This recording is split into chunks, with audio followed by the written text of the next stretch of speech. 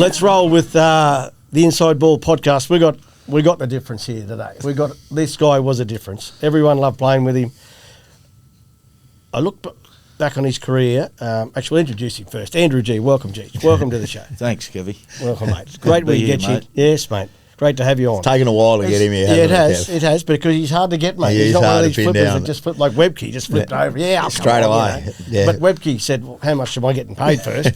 This bloke, no, nothing. It took him a little bit of time, but he's finally come round. Mate, you must look back, and this is the thing I love about the podcast. I look back on the guys that I played with, and at your career, mate, amazing. You must be really proud of your career. Yeah, I'd sort of look your rugby back league at it. career so far, you know? Yeah, I was, mate, but I don't talk about it too much. You don't, well, that's why we got you on the show, mate, so we're going to talk about it today. The greatest thing about my career is the friendships I formed through it.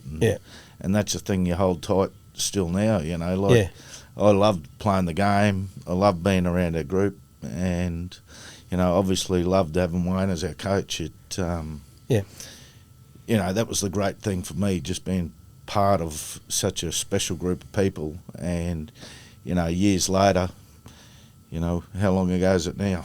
It's 1990 we met when I came to the Broncos. You were the Broncos earlier, so it's 36 years ago. 35 years ago, and, you know, we're all... You were still in nappies, mate, when I met you. Pretty much.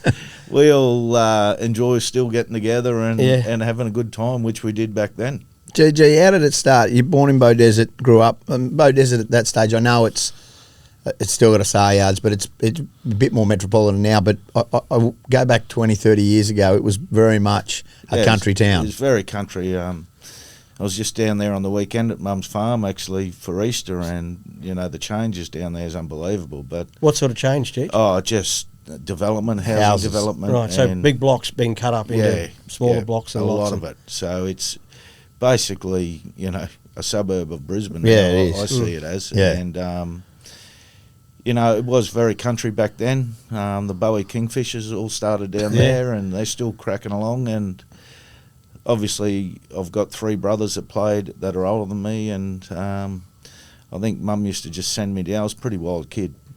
Really? Pretty hard to control. Was that really?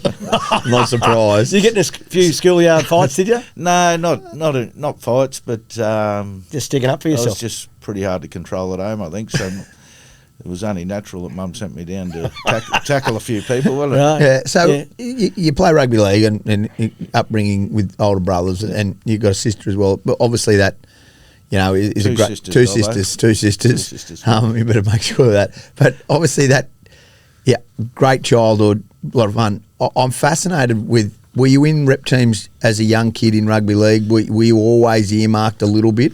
Yeah, I was. I made a lot of rep teams as a younger guy, and, you know, funny thing, unlike a bloke like Shane Webke who never made one rep team and goes on to do what he did, I was in all of them. And so under Queensland 15s, Queensland 12s? Yeah. No, not 12s, but sort of from 15s. 15s, school. I played Australian schoolboys in 85 and 86. And who were some of the players in that team, can you remember? Oh, Bradley Clyde. Really? Yeah, he was... Fair footballer. He went all right. He went all right. Yeah, he's probably the most notable. Right, yeah. And yourself, of course. Guys like Craig Teven. You know, Tony Hearn. So... Mark Soden, who played down in... Mark Sargent was Soden. He was a North Sydney Bear, mate, one of the greats. Yeah, he's a good player, But so pretty good side? Yeah, really good side. Did you tour with that? Yeah, we did. We toured England. Oh, hang on. How'd you go in England as a 17-year-old or 16-year-old? 16-year-old, it was pretty good. Yeah. It was pretty good. We had a bit of fun. Did you stay in the hotels or did they billet you out? Or? No, we stayed in... well, funnily enough, when we went to Sydney before we left, we stayed in a pub. Is that right? As a 16-year-old? 16-year-old. I think it's called the Olympic Hotel across the road. I know where it is. Across the road from the footy stadium. Yeah, right, yeah. I think it's called Olympic, but I'm not 100% sure. Stayed in the pub. Wow. Then over in England, we stayed in universities. Right. Dorms. Yeah. So... a lot of people talk about Cyril Connell and how they get to the Broncos. What's the Andrew G? And I've never even asked you this, but the Andrew G story from playing at Beaudesert, playing the Kingfishers, the Kingfishers to the Bronx. Pretty much Wayne, with these connections to Beaudesert. Yeah. He obviously knew of me. I'll never forget the day he come down to sign. you know, I'd been speaking to him when he's still at Canberra, so, Yeah. you know, all I ever wanted to do was play footy, so it was looking like I was probably going to go to Canberra. Yeah. But, Really? yeah, and then the Bronx Came in, yeah. and it was just perfect timing for So me. hang on, I'm pulling you up there, mate. I was at Canberra at the time. That's So right. if Wayne stayed in Canberra, you were would've heading to gone, I Canberra. would have been in Canberra, yeah. Wow, Yeah, that's for a sure. big moment in your career. Well, they both, him and Lazo played together anyway, but like it would have been like, yeah. So, yeah, you know, when the Broncos come along, That was your just team. very lucky for me. I finished school that year, and the Broncos started in '88, so Yeah. I pretty much signed here. But Wayne come down and had a meeting in a house in town. We lived in town then, and we did the deal to come to the Broncos, and Mum and Dad sat in the lounge room. We chatted away, and he said to me at the end, he said, "Mate, can I just see you out on the deck for a moment?" Oh, yeah. And I went, "Oh, yeah, no worries." He said, "Who put that photo on the wall of you? There's a photo of me in my Australian Schoolboys jersey." I said, "Oh, Mum." He said, "How about you take it down and stop falling in love with yourself?" Is that right? And I've never forgotten it. You know, like it's just Stayed with you. stayed with me forever, and I've never. That's the Clare Mountain stud. That's the turning that's point. it. Yeah. And That's I the Clare Mountain stud turning I never point. really. Well, I never have ever since ever put anything on the wall or displayed. Like not a anything, jersey, not a jersey or trophy. any memorabilia, and all that stuff really doesn't mean a lot to me. Yeah. I know it's there. I've given a lot of it to my kids, but or mates that got Yeah. areas where it can go. I Yeah. still own it, but yeah, you'll never see anything in my house. And it's all off the back of Wayne and that one. Yeah, well, it's a pretty good message, really. To, Yeah. you know, Yeah. to Yeah. stay humble. You're a pretty good looking rooster. And you still are in your day. Like, so I can understand why Wayne's saying that. That's great advice, isn't it? Jeez, how good. So Well, what'd you do? At the time, I was a little bit taken aback, but Yeah, yeah, took it down. right. And you know, when Mum went back out to the farm where she is now, I went home there one day and I walked in and she had it hanging back up. So I took a photo of him and sent it to Benny. He just giggled. Oh, how long ago was that? Was that? Yeah, probably 5 years ago. Yeah, right. I think it's fine now to put them up Yeah, for sure. apparently. So what you finished school? You got to head to Brisbane. Yeah. Where do you live and stuff? What Come to happens? Brisbane. I lived in a unit with a couple of mates at Cooperoo, Right. and yeah, went and scaffolded with Honey and them, did you? Honey? no, Dave Elderby and Dave Elder, Peter yeah. Ryan and Yeah. Kenny. Alan did Kent? He did it a little bit, but he was a bit scared of heights. So Was he? went and found No good if another you're a job. scaffolder. Right. Yeah, so pretty much from there, mate. In that first year, I played a bit at East and a bit of reserve grade. Yeah. Right. Could your brothers play? Were they good footballers? I know you were the big of them, but like both of them, two of them, am I right saying, played a bit of grade? Yeah, so Keith played in the first Broncos game ever. Yeah. He played there for a couple of years. The funny thing is, I'm probably the fourth best player in our family. Is that right? I just got lucky. Yeah. Mark played down the Gold Coast. He played down there a fair bit. Yeah. Played over 100 games down there. You're and- 5'8", Mark. wasn't Yeah, 5'8". And Craig, the next one in line after me, he's probably the best player of the lot, but just, you know, Didn't things get his opportunity. Things didn't work out that way for Yeah. him. What you was know. Craig? What position was he? He's a back rower. Right, like yourself, Yeah. back row, sort of So- middle forward. Keith was a middle forward. Yeah. Yeah.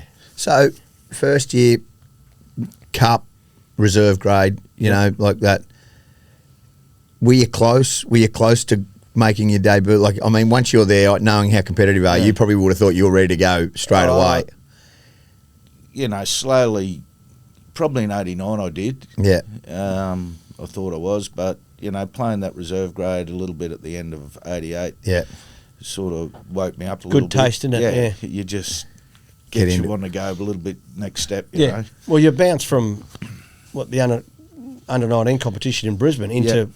reserve grade yeah. in the New South Wales grade. That's a big jump. It is, but the other thing is you're playing with a lot better players Yeah. too. So, you know, it sometimes can be easier. Yeah. You know, Yeah, that's it's- true. That's a good point because they help you. What about walking into Broncos training? Like the At first that day? stage. How was that? Were you nervous? Were you excited? Yeah, all I of was it, just all of that? excited, mate. Yeah. I wasn't really nervous. Do you remember meeting? Like, you wouldn't have known Wally or No, Gino or no, I didn't know Dowling, any of Greg them. Dowling, Well, Kanescu. you What just Alf? sort of What kept- about Alf? You know, You kept quiet until you sort of were part Someone of the group spoke to you. or earned your stripes. Yeah. And, Alf was always Alf right from the start. He didn't matter if you were the lowest bloke in the group or Wally Lewis. He treated everyone the same. You know? So it's a good lesson though what you just said about like thinking you can shoot your mouth off before you do your time. Like you're very much a country like you wanted to prove yourself, and I mean you gain respect through hard work. And Wayne's a bit like that, if I'm honest. Wayne says less, but he's about results, and he loves players like that. Yeah. Well, when you come into a new group, the only way to earn their respect is by playing beside them. Yeah. And once you play beside them and you form friendships away from it, and they know that you're not going to let them down, well, that's how you earn their respect. You know? So true. Right, so your first grade game for the Broncos, you remember it? I do. Tell us about it. Lang Park against Penrith. Mum and Dad in the crowd, your brothers? Mum and Dad. Keith Keith didn't play. I looked at the team sheet. No, he didn't play. He's in reserve grade that right. day. You probably took his spot, yeah, did you? I did. So, how's the family around all that? Was there? That would have been tough. No, not really. Not really. He is ruthless. He is ruthless. I had I was pretty determined to get there. Yeah. And look, that day, it was a great day. Yeah. We played Penrith. We won well. We played Peter Kelly was in the opposition. Peter Kelly, yeah. He was a hard ass. He buckled me once at the end of the game, and I thought, oh, yeah, well, I've got a lot more of this coming. Welcome to first grade. Yeah. All right, so you had a win? We had a win. Can't remember the score, but we won pretty well. Right. Then that was it. You were like, right, I've got to play. That's it. I'm not giving up my spot. I just loved it. Yeah. I loved it. And, I ended up that year probably playing, 12, 13, 14 games and the rest reserve grade. Yeah. Okay. And, it was probably a good transition into first grade that I was sort of in. And at the time, you don't think it, but you can understand looking back on why Wayne sort of pulled you in and put you in and pulled you out, Yeah. It's interesting, the Broncos then, because you hadn't got there by then, Kev, but not 89. But then there was a lot of turmoil in the next couple of years at the Bronx in the sense that, they bring Kev in, they move the King on. Yep. Like Wayne did have to do a lot. Can you remember that time? I mean, Brisbane were even then, Brisbane were expected to win. I know it took 5 years, but they were expected to win the comp every year, like because of the calibre of players that you had. Yeah, I can remember it. It was a pretty tough time. Yeah. We had some great players, but there was one guy there at that time that sort of gelled the younger players and the older guys together, and that was Gene Miles. Yeah. He was very important of when, that was 91. He was the captain, wasn't he? Yeah. He sort of brought us. He linked us to the older guys. Yeah. And a little bit like Alf. Like I'm saying, it didn't matter if you were the weakest link there, or the last bloke in, or the player that had played 30 or 40 tests. He treated everyone the same. Yeah, that was important. So football's going well along there. You talk about Lazo coming in. Lazo came 92 with it. The end of 91. Yeah, 91. Can you remember that, like when they go out? Because they'd really recruited forwards from within. Like it was, very much. They'd never really gone out and made a big play for a. Well, the year before the Broncos signed Gilly. Yeah. Right. So Gilly was, but he's a Queenslander. Yeah. Like them to go to Canberra and poach Lazarus. It was a big signing. It was a massive signing. Mm. Yeah, and the other thing is, Lazo had been in that system down in Canberra that knew how to win. Yeah. And him coming to our club, like Kevie said, with Gilly, brought some respect and consistency to our forward pack, and probably a more professional way of training also. That the younger that we could, as younger guys, that we could see, and that's probably more important off the field, the way they prepared and got ready to play well every week. What about Kelvin Giles? What's your memories of Kelvin Giles? Well, I love the Kelvin. trainer. He come to our club and just brought a hard edge to it, and he never took a step back. He didn't take any shit from players, did he? From players, No. and mate, he just made us battle hardened. You know, I honestly believe that we were fitter than anyone when he was there. Yeah, is that right? And oh mate, some of the stuff he used to make us do. He flogged us. He absolutely flogged us. But in a smart way, not Yeah. you know. But what do you? And I'll ask this question to both of you, and I'm deviating a bit now. When you hear people going on about, you know, players getting flogged too hard at training now, and you go back to where you guys were, do you look and go, well, gee whiz? I mean, I know sports science come in and there's a lot of people around it, but not that they're soft, but I look back to when you guys were, like, there was take no prisoners then at all. Well, I know one thing, you can't be successful if you don't work hard. And the harder you work, the more successful you become. So, you know, it's and working hard, but also smart. And like yeah. Kelvin was smart with how he prepared us. It wasn't just flog you for the sake of. There was a science. There's a science behind it. And he was the start of probably the change of how people trained, players prepared for games. Yeah, definitely. I'll get Kev, you 92. The hoodoo's broken. Your forward pack, and I know, like, I mean, I remember it at halftime. I remember clearly as watching it, but you guys just went on with it in the second half, like you've never, and got to enjoy it. Do you remember? Was it relief for you? I mean, you guys have worked so hard, and I've talked to you about this, Kev, as well. Like how the hoodoo was broken. Everybody wanted Brisbane to win. You should have probably won a couple of years earlier. Yeah. It didn't happen. Oh, it was great. I didn't play a great deal that year, but sort of towards the back end of the year I did, and yeah, it was. You know, after we'd won the grand final, it was pretty bloody awesome back in Brisbane. I'll tell you, the whole world of rugby league changed in Brisbane from that day on, I think. Yeah. And you know, it's also, as I was saying earlier, it's those memories of those guys that you're with on that day that you never forget. You know, and it was just sort of the start of a pretty successful time for us. Very successful, and then the World Club Challenge as well. Now this game got out of hand, Dobbo, this one. So we went over, and there was a World Cup final, which the Broncos had, I think, 8 players in. And then a week after the World Cup final was the World Club Challenge against Wigan. So Wigan were in full season, in full swing of their season. Our blokes, half of them had stopped playing, but then we got back together, didn't you? Yeah, well, Benny said to us, you know, if we're going to go over there, we had 8 guys over on the Kangaroo Tour. He said, let's get back to train and go and take this serious. So we did. Kelvin, you know, because we got off the piss, celebrated pretty well, and then Kelvin got us for a couple of weeks before we went over and really give us a good touch-up, which we needed. We went over, and the really good thing is we actually went to the test that the boys played in. And at Wembley, hey? At Wembley. And as a team we went, and there's a little bit of stuff that went on in that game that none of us really liked. You know, the pommies getting into our guys. Yeah, I remember that. Physical. Yeah, so... Was that the first test in Wembley? That was a World Cup final. World Cup final, I remember it. Yeah. So that sort of got our, you know, turned us up a bit. Stirring the pot a bit. And then, you know... Wayne's never said it before and never said it again, but before that game against Wigan, he said, no one's going to get sent off here tonight.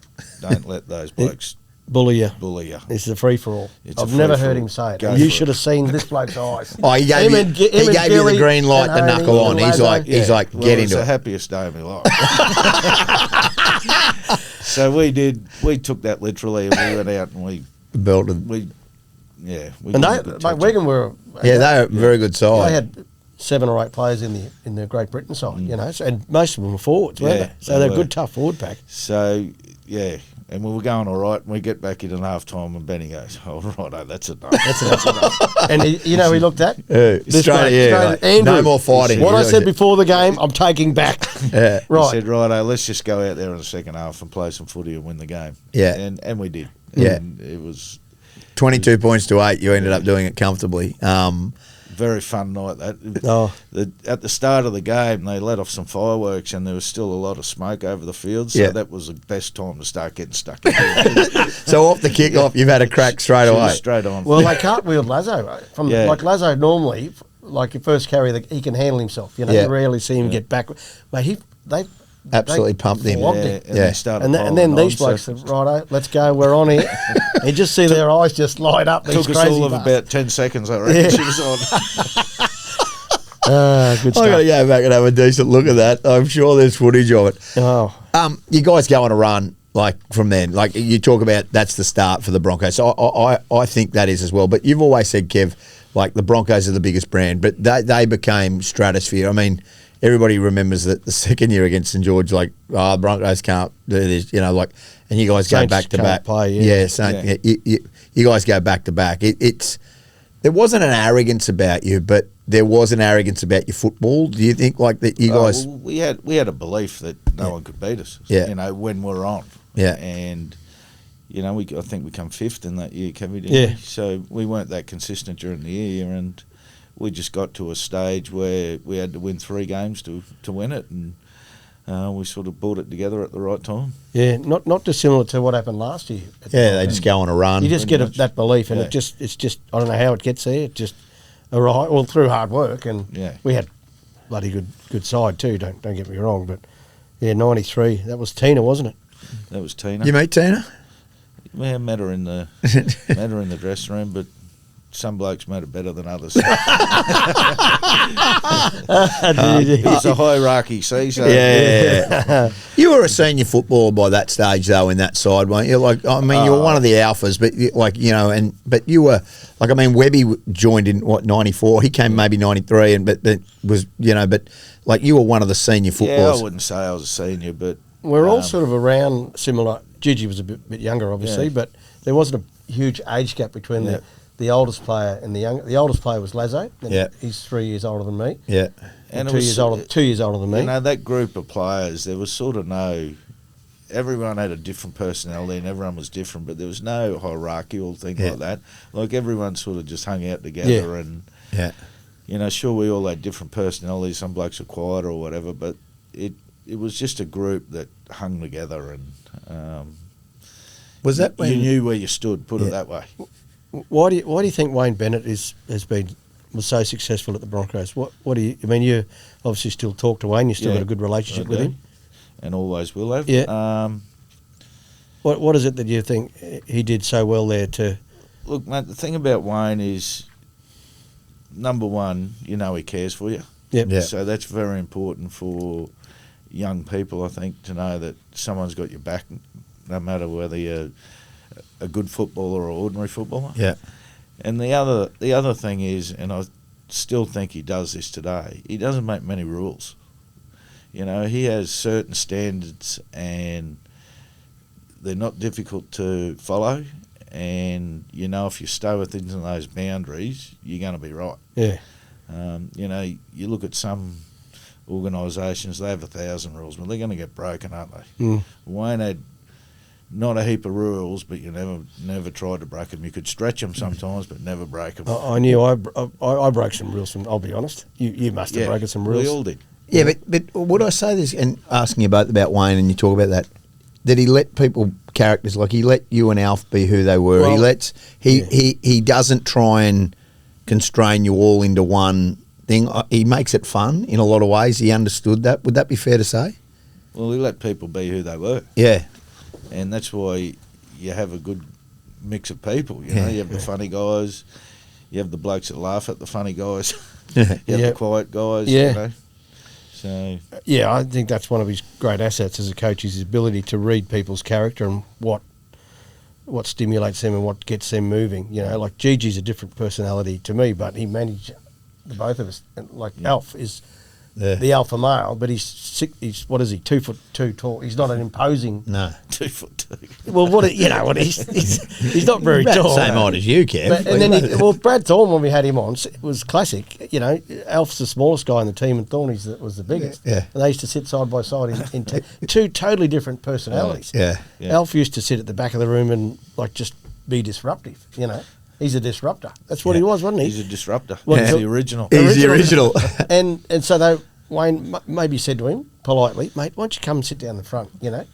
So then everyone's behind Alf, so he's got no one to entertain. Yeah. So that was and Alf even though he's a character, had a very smart footy head. So, I remember him sometimes in our team meetings we used to have. If Benny's meetings were going on a bit long, he'd start snoring. Yeah. and Benny would take the tip. Yeah. Come on, Wayne, I've got to go back and watch Neighbours or something. I don't want to record it again. Red Rooster's going to be closed. Yeah, that's it. How was it when, and 94, 5, 6, and we'll get Super League obviously, but the influx of Brad Thorne, Dell, Webke, the next brigade, Lockyer, they all come through. Can you remember that time? Because there was so much success, which once again, Wayne Bennett has to let players go. Players come under the spotlight that they're going to be moved on. And this wave of unbelievable talent coming into the side. Yeah, well, for us as who were playing in that footy team, it was unbelievable. Yeah, to see that next wave come through, and unfortunately, due to that, some players do have to leave, and that's just the way football is. And it's always sad when guys have got to leave, and that you played a lot of footy with. But, someone's always coming in behind them and filling in. And, that group of guys were unbelievable. And, especially for me, a guy like Webby coming into that group. Yeah. Well, you two just hit it off, didn't straight away. Yeah, we did. We were just... What, do you remember first meeting Shane? What your first memories of Webke? I just remember when he first come down and he was struggling. He was a rookie, wasn't he? Yeah, he was struggling. And, he had that... His father passed away, and then he come back to Brisbane, and he was a different person, and sort of from that time on, there was no stopping that guy when he come back. Well, you had your best year at the Broncos ever in '98. You won the Player of the Year, premiership winner. Well, tell us about that year. Tell us why you were so good that year. Was it something that... I don't know. It just, once again, it's the guys you're playing with being able to put you in a position to play well. Yeah. And, Webby and I, that year, we helped each other a lot in the front row. Yeah. And, we also had blokes like Petro and Brad Thorne and Gordy, so it wasn't Tony Carroll. It wasn't hard to play well. Yeah. No. You know what I mean? Did you... Now, you were a front rower, so you're the base of the side. Yep. You set the standards on physical, the way you play. That's something you took great pride in, Gigi, wasn't it? Yeah, it was. And, probably the first, I'm trying to think here, 89 to, probably the first 6-7 years that I played, I basically didn't pass a footy. Wayne, pretty much, that was my role, to make some yards and get me defence right. And sort of from 96, 97 on, started to develop a bit of a pass in my game that Wayne had helped me with. And, probably 98, that year I could... Yeah, a little short pass. Yeah, I could pass the football a bit What better. a year, though, for you in 98. I think you won an Origin series that same year, premiership year, player... That's... it's with injuries and with, the ups and downs of being a... You've got to be able to bank that year and go, wow. Well, the thing about 98 was it was the year after the Super League. And, we wanted to prove to everyone we were the best footy team. Yeah. And I think we did that year. Yeah. And that was the main thing about that premiership. It was a pretty good side, wasn't it? It was pretty good. Can I ask you about, just quickly, Wayne Bennett had a thing about front rowers that they never earn more than $300,000 a year. He had them capped at that. Yep. The way it is now is if you've got a front rower coming on the market, you pay them $1 million because they're so much more important. They were still important then, but are you surprised how the shift on pay, on when you look at your percentage of your cap, that now everybody wants these middles? To be honest, I didn't care what I got paid. Yeah. I knew I was getting probably what I was worth, and I was part of that good footy team and playing with my mates. That was the most important thing to me. But now and that's a bit of a worry for some teams. I think they're paying huge money for front rowers, and they're lacking halves, hookers, halves, fullbacks. It's spine. It's gone the wrong way because front rowers don't win your games of footy. When the pinch comes, they put you in a position to win it for you, but they don't win it for you. So true. There's a lot of teams out there that paying the wrong players the wrong money. Yeah, it's so well So said. you had offers through your career to leave the Broncos? Not really, mate. No. I never. No. I think I got contacted once, but I was never going to leave. No, but you did end up leaving. I did. So Super League. I went to 99. Yep. Alf, we had a bad start to the year. Yep. Alf retired mid-season Yep. after a game in Townsville. There was yourself, and Alf Yep. left for Plathy. John Plath left. Yep. Mick Hancock left. Oh, no, Mick stayed. Yeah, mixed that. I just thought it was time for a change. I'd signed a contract to the end of the year 2000, and when Alf retired that year, That hit you, that knocked you around a bit? It sort of 'Cause changed. you're good mates. Yeah, You're it tight changed. It changed the dynamic of the place a little bit, and I had the opportunity to go over to Warrington with him, and I did. We went over there for a couple of years, and How was that? we loved it. We had a ball. They loved it. Yeah. I came for a little homestay. You come over for a pre-season challenge and Yeah. a couple of good Well, when we go parties, to Kev. Lanzarote, remember Lanzarote? Oh, yeah. that's a great story, Lanzarote. Lanzarote. Do you remember? Can we tell a Lanzarote Yeah, story? you can, Kev. Yeah. Right, mate. Well, you tell it. Like, so you know where Lanzarote is? No, It's no. a little island, like in the Canary Islands, isn't it? Yeah, it's in the Canary Islands, yeah. And a lot of athletes go there because the air is clean, and a lot of teams go there as well for pre-season training. It was Olympic training base for Training English. facility. Yeah, right. Yeah, so... And it was a bit warmer there than England. So you've decided to take him to Lanzarote? No, the team went. The team went. Daryl took we, the team. We went to the training facility there to do a pre-season. And Did a pre-season, all right. yeah, she got a bit out of hand It there. did, yeah. She got a bit out of hand one Mate, night. there was a big brawl at A couple this of the club. boys Oh, got it's in a brawl. bad. Yeah. Were you involved, Gigi? I wasn't, mate. I wasn't at the start. No. I was in the end. Well, yeah. Just leave it at that, eh? We'll leave it at that. Kevie starts and Gigi No, I finishes didn't. it. No, I forget how I There's didn't two start that one. Two pommy guys in our started. team. pushed a few bikes over, and Yeah. she was on. It was chaos, mate. Really? Like, serious chaos. Yeah. I hid under the table. I had Alf and I grabbed him. We hid under the table. And then Gigi said, "Get out," and then we let us out. 2 We're right. years and then you come back. Was it Wayne who said, mate, we need you? No, I rang him and I said, mate, I'm not finished playing. Yeah. I don't care what you pay me. I want to play. Yeah. And ended up having 2 more years, 2002, 2003. Yeah. Probably shouldn't have played in 2003. I was starting to get a bit angry by that time, but Yeah, what do you get I'm probably getting a bit ill-disciplined towards the end of it. And sin bins and Yeah. suspensions? no, yeah. I You was copped a getting- heavy one, a heavy suspension in 94. 94. What, do you remember what that was for? I didn't. A lot of people say this, but first time I ever got suspended was when I got back from England. Right. Is that right? Yeah. How many What- games did you miss? I got suspended 3 or 4 times for like 1 or 2 games, Right. so I never really got a big suspension. Right, not like Moose, like Josh Maguire. Like No. he's got the record, I think. Yeah, I think- No, I pretty much never got sent off. I got sent in a fair few times, but I got suspended in that last 2 years when I was there, a week or 2 weeks, and I think the last one was I got 3 weeks. That's how I retired, basically. Right. Oh, On the by getting sideline. suspended, that was it. Yeah. Because there was one year there, you guys made you should have probably made the grand final. Was it Bill Harrigan, like, just blew the pee out of the whistle?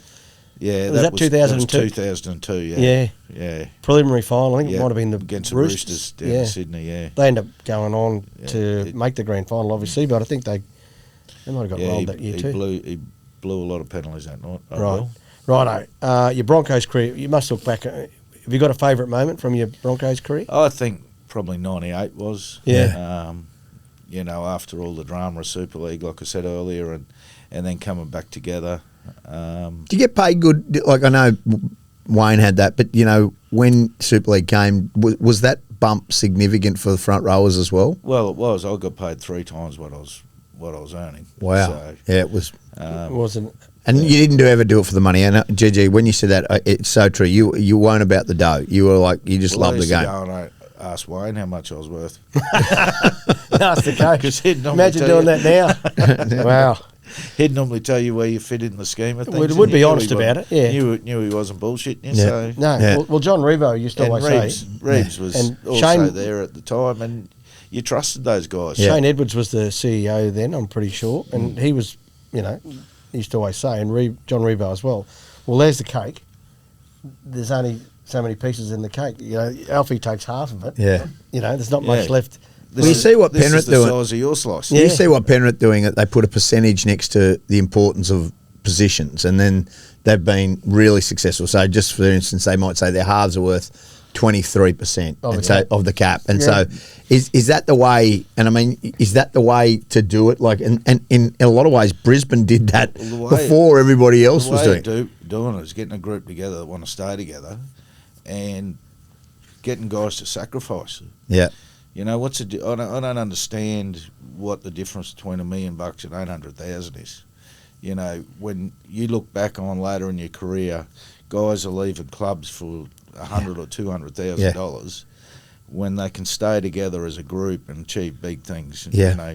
To me, it's got to a stage where you play the game for one or two reasons: one, to make money, or two, to win. And I think it's gone a lot the other way, where they play to make money. Yeah. Because the stakes are pretty high, Judge. Oh, they are. And See, when you to finished them, I playing, reckon. right? And you were one of the premier props. Yep. You won't mind. What was your salary? Just ballpark figure, you reckon? 250. Right now, Payne Haas is the premier prop Yep. now. He's over $1 million. Add $1 million to that. Well, He's Tino's $1 1.2. million now and plus. So you can for all that. understand Yeah. it to some degree. I can. Yeah. And good luck to him. Yeah. I reckon. Yeah, but I you hope would have they get stayed. $2 or $3 million a year. Yeah, Yeah. but you would have you'd like to see stay together. That you would have always stayed together. Well, I look back on it now, and as I said earlier, the thing is the friendships that you form. Yeah, And the bond you've got with those people. It's not the premiership rings, it's not the jerseys, it's the memories and the bond you've got with those guys every time you're with them. yeah, And you know forever that they've got your back and you got theirs Yeah. when you need it. yeah. Righto. I love that. Can I ask about Origin? Yeah, how I was gonna the ask about step Origin. up for Origin, like playing in the Premier side, but then having to go and represent Queensland. Beaudesert boy. So, is that the proudest moment when you put that maroon jersey on?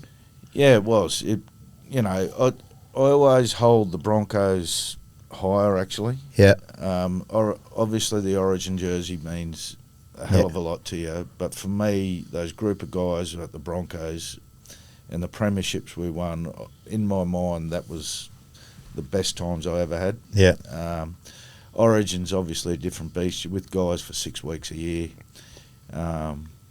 You meet new guys you're playing against every week. And the thing about Origin is you're representing everyone From in the state. Queensland, Yeah. Especially the people from the bush where Yeah. it's the heartland of rugby league. yep. Yeah. So you debut in '91. Do you remember it? 91, yep. 90. in 90, Melbourne. sorry. Last game in Melbourne in 1990. Right. yeah. That was a Ricky Stewart, Yes. Alfie Langer stealing the Yeah. ball. Ricky Stewart, That's it. right? You were part of the MG that night, weren't you, Mark Guy, at Yeah, it 91? was. Yeah. I remember you He raced put a it shot in. on you, didn't he, or you ran in? I think Steve took the ball up. Steve took a hit. He half-dogged him. Yeah. And you I went in, you pushed raced him. in. And that was when him and Wally yeah, were facing him and off. Wally. Him and Wally Remember a that? little bit. Yeah, I remember it. That was a pretty brutal game. That was probably the most brutal game footy ever Yeah. played in. It was, Is that It was right? kind of like... Yeah. SFS in the wet. Yeah. Yeah. Yeah, well, they said stupidly to both forward packs, anything goes here. Yeah. Well, maybe It not was- to Queensland, but Yeah. Mark Guy had a free pass. He says basically that. did. I talked to MG years later, and he was told that he had a free pass, and then they dogged him afterwards and banned him for 6 weeks. Never played again. Yeah, he never played Origin. again. So it's funny how footy can change. He's Yeah. a lunatic. But He it was a lunatic. brutal game, wasn't it? It was. That It night. was very brutal. Queensland won, I think, from memory. No, we lost by 2 2 points. points I kind of kicked it from the sideline. Oh, that's right. I remember it in the wet. in the wet. 91. So great I memories. don't know how I remember that. But Yeah. So how'd you feel throwing the maroon jersey on? The King would have been there still. it was. A bit different to... Well, it's totally different to playing at the Broncos. It's, I suppose, when you throw that Origin jersey on, you're representing all the people that you come from, where you come from. Yeah. And But as it was a very big rugby league town, Yeah. and that's what made me feel good about that, you know. And then, you know, you think broader about where all the other players come from the country, and it's just good to represent those people. And you know, when you win, as you know, the whole state's on a high. Yeah, you know. Next day they walk a foot taller. It is a great feeling. What do you? I look at the game now, and we've talked about this, about the injuries, and you know, and there's a lot going on. The game's so quick. I mean, you guys had no interchange early on, like when you played. Like you come off the bench and that was it, and it was a battle of attrition. A front rower could play 80 minutes, and many a time you'd see it on the bench for reserve from after playing reserves for first grade, and you'd be on, and you could play 2 games. Do you look at it now, and you obviously still very involved in footy, but are you surprised by this appetite for more eyes on it, make it faster and everything like that? And do you think that's affecting the injuries and the way it's going? Oh, look, they train for it now, so I don't think it affects the injuries any differently. Yeah. I love the game the way it is now. It's over-officiated a bit, but, you know, you look at that run that the Broncos had into that final last year. That was some of the best footy I've ever seen. Yeah. You know, and you watch a few games at the start of this year, like, it's just exciting to watch. Yeah. You know? And, you know, football's always going to change. They're going to change the rules, and people have just got to adjust. The game's still basically The same. Yeah. It's no different. It's just something for you media guys to write about. And media guys. We're both of us, mate. You're talking to him now as well. You know, he's a media guy. That's right. That's fine. Let's talk about. That's why I said guys. Let's talk about your Australian, the Australian times. Yep. Right. I've got a bit of guilt here. I've got to say. We went on tour, PNG. Tour Papua New Guinea. Yeah. Played what? You played one game for Australia. Was it a tour match against the Highlanders? Yeah, Highlanders. And then we had a few beers after it. We did. And you and I had a play wrestle. Big man versus small man, and the big man got dushed. Yeah. Now, I stood on your foot and then tried to throw you, but it was a bad injury you picked up, wasn't it? It was, and I didn't know it at the time. I've never heard this story. I come back to Brisbane, and I started the preseason in '91 running on it. With a broken bones in your feet. And they hadn't really diagnosed. Mate, it swelled up. Remember how quickly it swelled up in the room? It swelled up pretty, looked like a moon boot after about 5 seconds. Oh. But I dislocated all the bones in my foot, so there was a doctor. I'd started training the pre-season '91, and we're at Kelvin Grove, and it was pretty sore, so I went off and started icing it, and Barry Moreno was sitting there, and he said, "Mate, you don't come off and not train." I said, "Well, Barry, my foot's a bit sore, mate."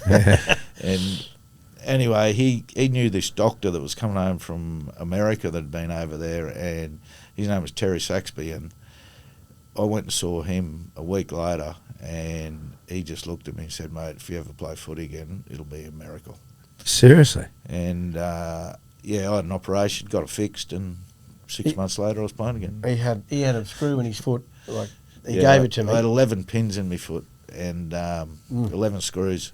And I wrapped them up and sent them to Kevie for Christmas one year, but he bloody lost them. Yeah, I lost them in the move. They'll be at home somewhere. You sent them to him because he caused it as a Christmas present. Yeah. I thought, this is a nice gift from Gigi. I opened it up and the screw about that long. I rang him up. I said, "What's that?" That's from my foot that you did me over up in PNG. Oh, I've never heard this. Yeah. You have dramas with that. You have dramas with that foot. He ran you over too, didn't he? Remember? Yeah, he did.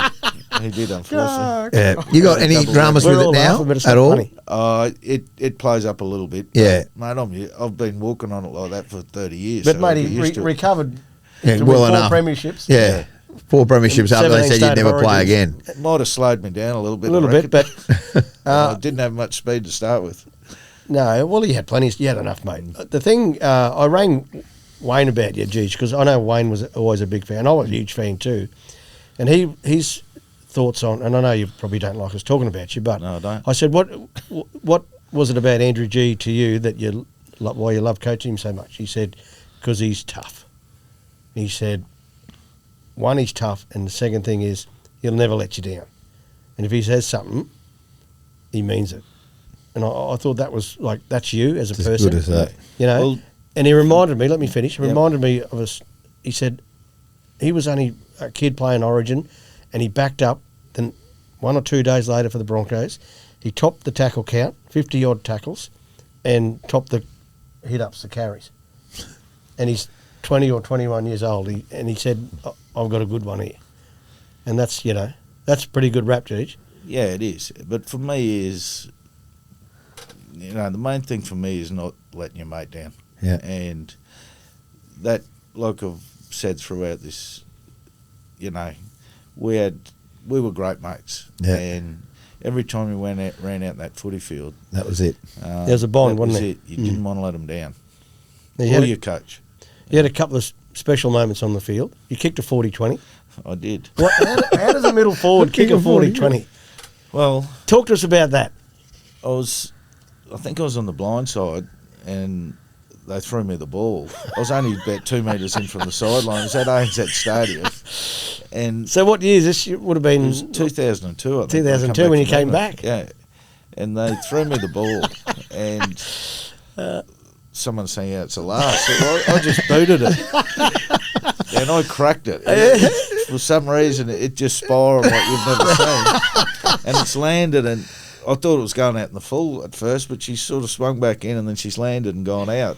And you put your hand up. Yeah. No, well, I didn't, We'll because try I and get didn't some even vision know up. I was inside the 40. But then it come up on the big screen, and I looked up at the big screen, and my foot was about that far inside the 40, and had gone out over the 20, so I just tried to act pretty cool like I meant to do it. Yeah. It was pure fluke.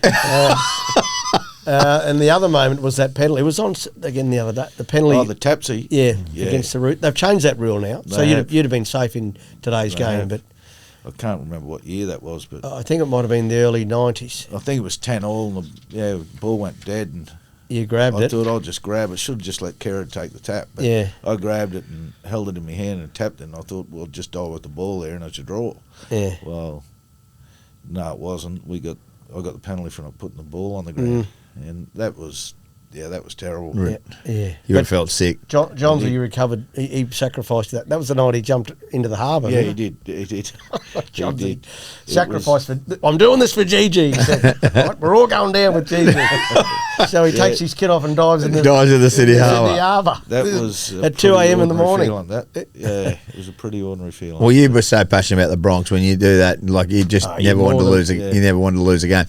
Did you ever get like you're intimidating? And I know you don't like, but when you played, you're intimidated. Were you ever intimidated by anybody? Like even coming through when you had to come up against, was there anybody that you? Never really felt intimidated, but you knew blokes you're going to play against. When you've come off the field, you're going to be bloody sore. Yeah, And probably Paul Harrigan, to Yeah. me, was that guy. yeah, You knew you're going to play against him, but bloody hell, you're going to be hurting afterwards. yeah. You know, The chief, he was just that So hard. he was.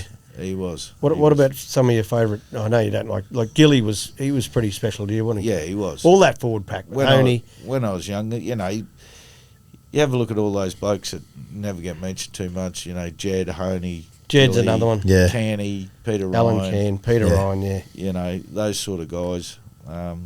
he's a tight bunch of fellas, weren't you? We were, and then, the next group come along like Webby, and I just had a bond with Webby where we didn't ever want to let each other down, You're still And- best mates today. Well, that continues to today, and that's what I said. That's the great memories I have from rugby league is my mates I've got now, and we don't Can you believe he's in the media now and a commentator?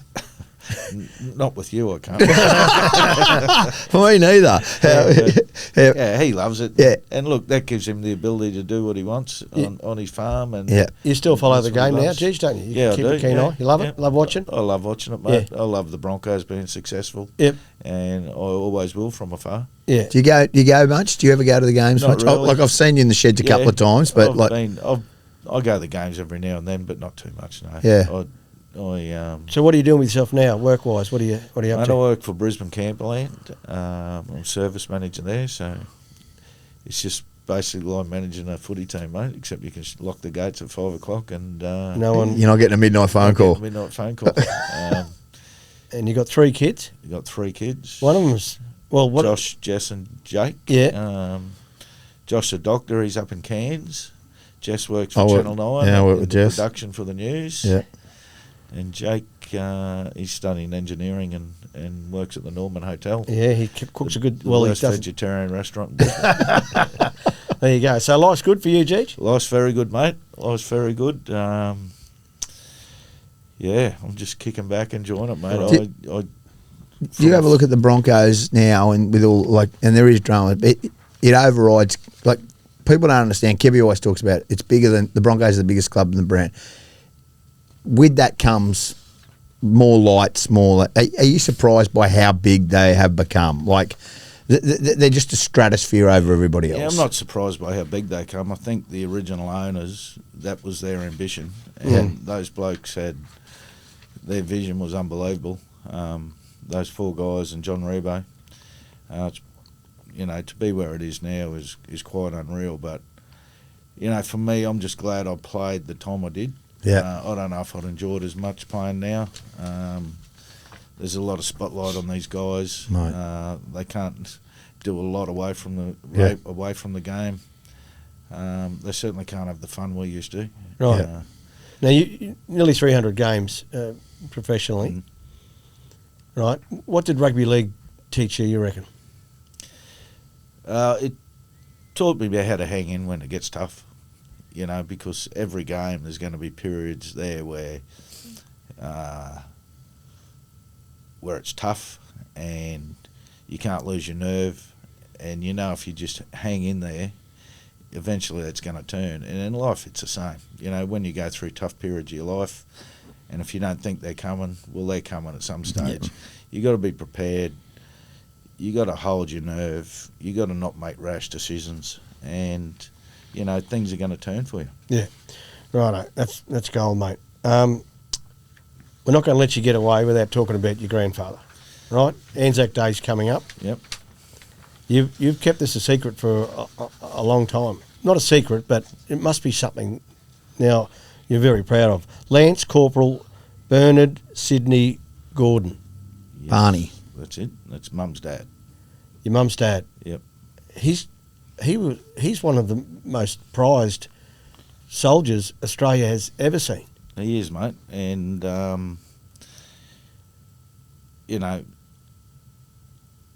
his resilience shows through Mum. Mum was a very tough lady, and so he had nine daughters, nine children, didn't he? 9 children, yeah. Right, yeah. But he's a legend of Victoria Cross recipient. Yeah. Like they don't get the highest honour in Australia.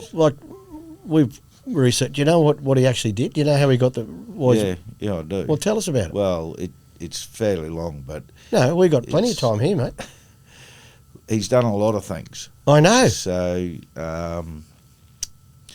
why he got the Victoria Cross is he, on his own, he captured 2 machine gun posts, and this is in World War One. World War One, and don't quote me on the numbers, but he brought back like 60-something prisoners on his own. Yeah. Wow. So his citation's there for everyone to read. It's pretty well, we've read it. It is unbelievable. Norelle and I researched. Norelle Moore researched it. She just couldn't take her eyes off what she was reading on how his character.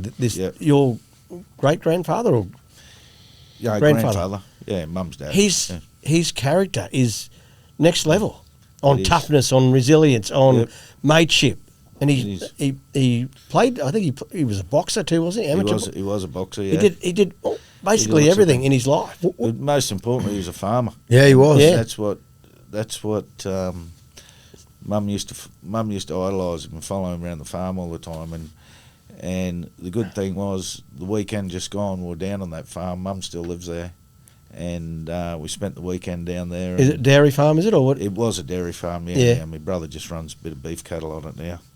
But it was just so good to be there as a family and be on that place where Mum grew up and loves. Wow. Yeah. Where's the medal? Where is it with one of the family members? It's interesting. The medal actually, Mum was going to donate it to the War Memorial. Yep. Okay. And Mum, her ambition was to always go back to the farm where she grew up with her father. Yep. So someone purchased that medal off Mum, Yeah. and then donated it to the War Memorial, and that give Mum the money to buy the farm back that she grew up on. Oh. Unbelievable. That's the best Mate. story ever. That's the greatest thing.